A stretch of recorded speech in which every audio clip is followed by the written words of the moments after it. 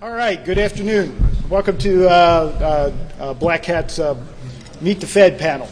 What we've done is, because we have so many Feds this year, what we've had to do is break it up into two different panels for you. And what we're going to do is the first panel will be everybody except for the law enforcement guys. So what we're going to do, and then the law enforcement panel in about 35 minutes after you guys ask these folks questions, we'll flip-flop them and take your questions. So when we do get to the questions, if you please use the microphone so everybody can hear, that'll help expedite everything. So what we'll do is we'll start at my right, your left, and let everybody introduce themselves, do a real short bio, what their agency does and who they do it to it and why. So Rich. Okay, Rich Marshall. I'm here as a private citizen. I'm not here as an official spokesperson to the agency. Anything I say is my personal opinion. It is not an official response to Can you tell he's a lawyer?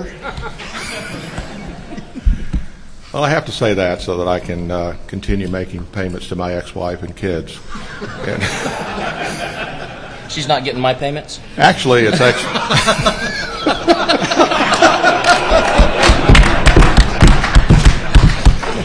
You know, he was chasing me in his car the other day, and I stopped. I said, "What the hell are you doing this for?" And he said, "Well, why are you driving so fast from me?" And I said, "Well, you took my wife. I thought maybe you were going to give her back." No hard feelings between spouses. The reason Jim invites me to come to these panels is not just because of our deep and abiding friendship, but I think the more important reason is the fact that I was the legal architect behind Eligible Receiver 97. Now, most of you in this room, or at least 3/4 of you in this room, probably are too young to remember Eligible Receiver 97. But that was historically significant for a handful of reasons, not the least of which was the fact that it was the first time that information warfare was taken out of the laboratory and actually done against a live target and brought down a warfighting command.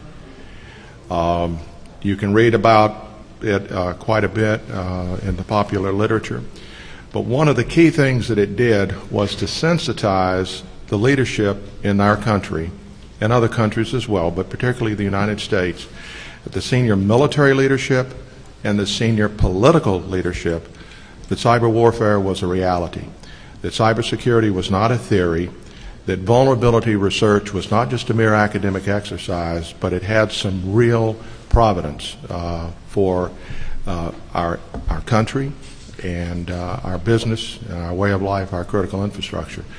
That led to President Clinton signing PDD 63, which set up a number of organizations, not the least of which was Dick Clark being the cyber czar. And I'm sure many of you heard his excellent presentation yesterday for the keynote speech. I was then drafted by Dick Clark, hard to say no to go down and be the principal deputy director of the President's Critical Infrastructure Assurance Office. I always get jobs with very long titles. If you're important, you have a short title, like king or queen or chairman or something.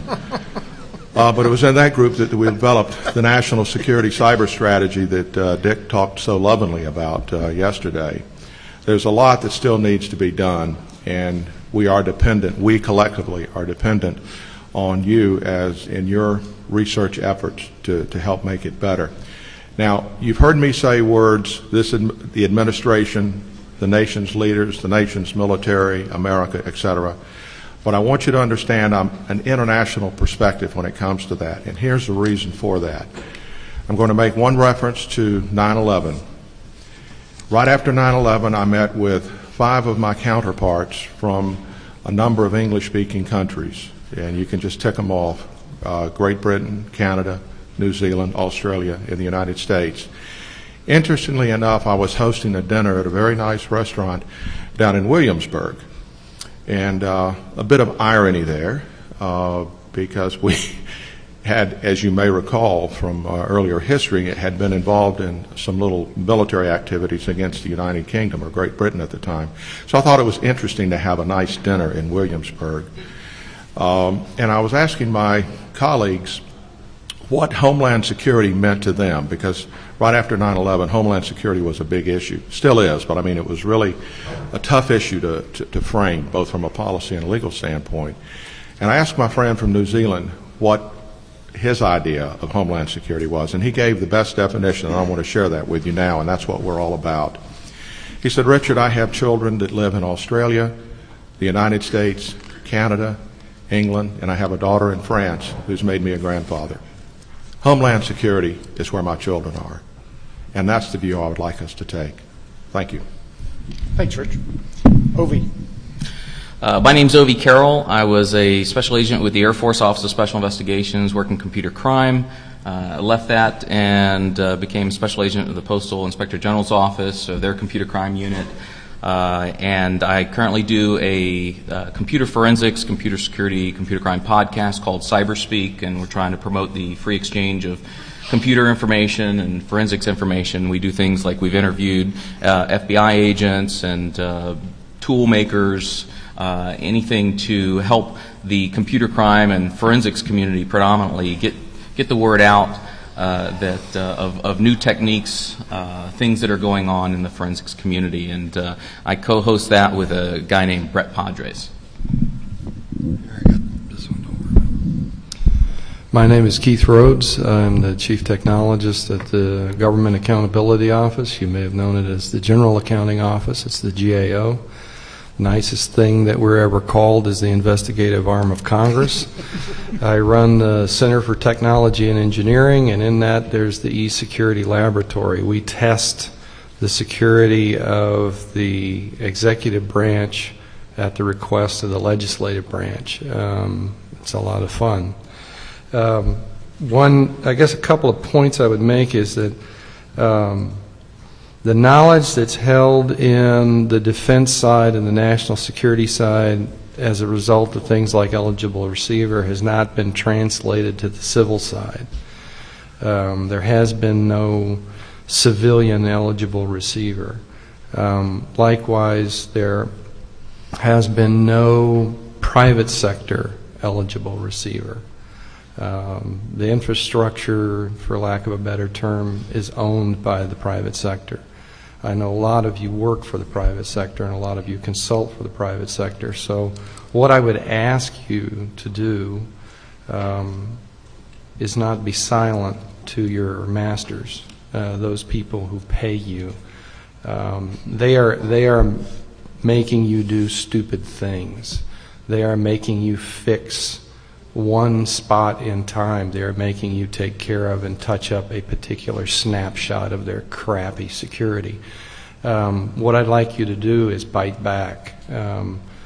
Explain to them, and I'm sure you have, but continue to do this, that it's not enough for you to continue to genetically alter yourself so you have 57 fingers in each hand so you can plug up the dike.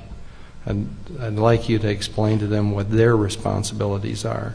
I do it from my side. It would be really nice if the people who understand what the systems are doing and not the mop heads who happen to own the companies can actually speak about it.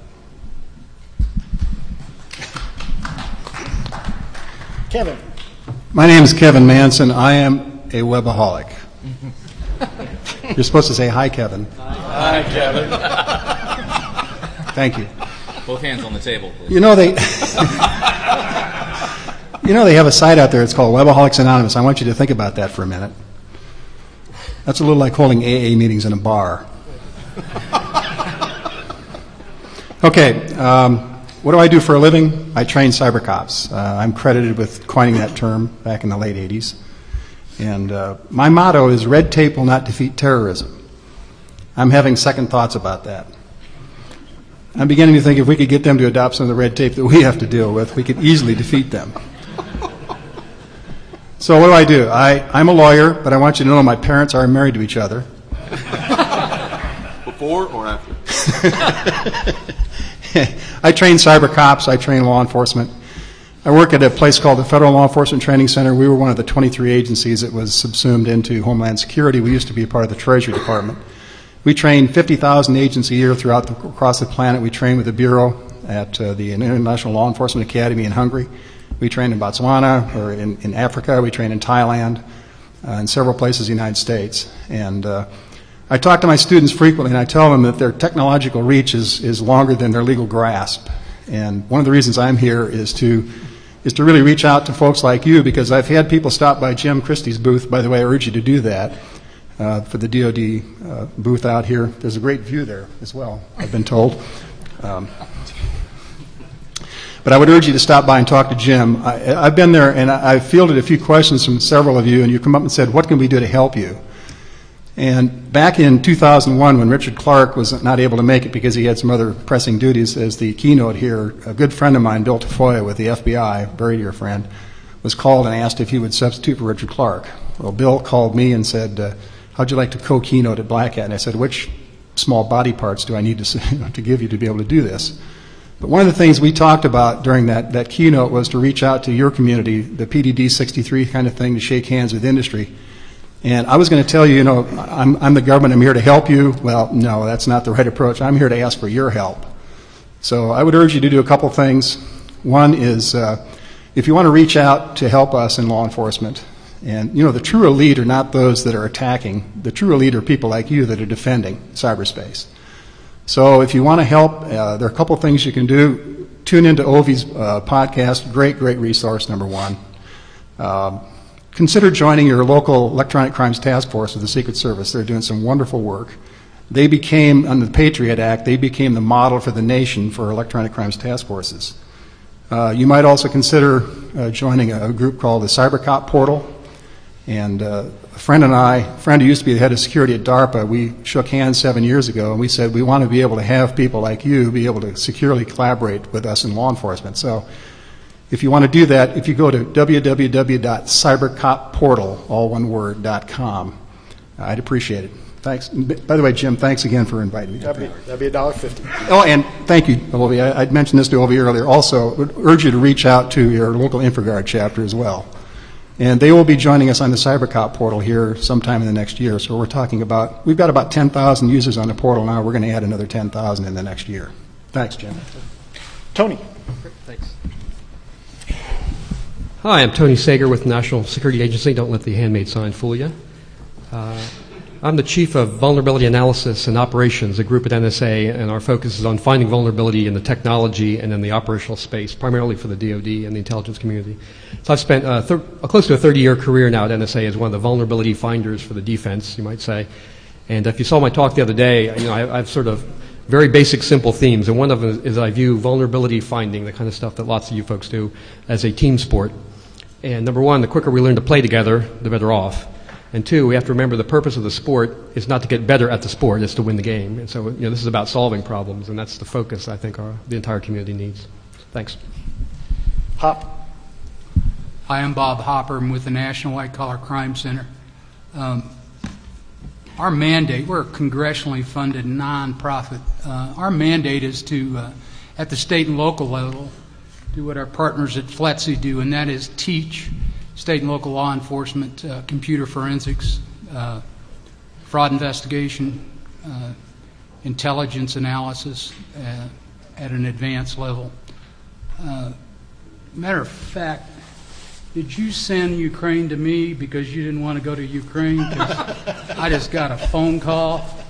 That's a fine I'd like to hand that one back to you if I could. We do a little bit of training internationally, but did I mention we're non-profit, so we don't do a lot of that internationally, like our brothers from the federal government.